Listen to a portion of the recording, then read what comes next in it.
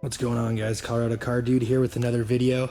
I'm still seeing a lot of people that are bashing, aluminum beds and stuff online, so I just figured I'd do a quick little video reviewing my truck after about 21,000 miles of abuse.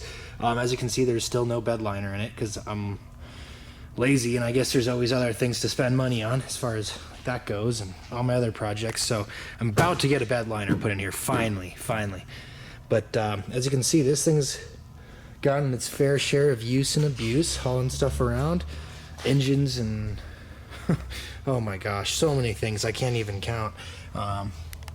But so far no issues really with the aluminum. I mean, we got some good dents in it all over. The best one though, an engine actually kind of fell off the hook when we were putting it in here, a Toyota engine, 3 liter, and it slammed down into the bed, and that's all the damage that it did. So you can see you put a dent in it. You dented it pretty good. One right there and right there, but it's nothing really major. I mean, it took the paint right off of it. Gosh, let's see what other stuff. I bought it from my buddy who hauled skylights and stuff for his business, so I mean, it's got its fair share of gouges. We had a couple of refrigerators in here we hauled. I mean, it's, we scratched the heck out of this thing. Hauled all sorts of stuff, heavy stuff, light stuff. I mean, it's all in all, it's fairly beat up for a pickup, but it gets used, so but so far no issues. I mean, we've hauled all sorts of stuff, motorcycles and furniture and engines, car parts, transmissions, body panels. I mean, you name it, heavy stuff. I've had this thing pretty well, kind of what I would consider overloaded, and no issues. So I'm sure, not saying it's impossible to puncture the aluminum. I'm sure you can do it, but you can do it with steel too.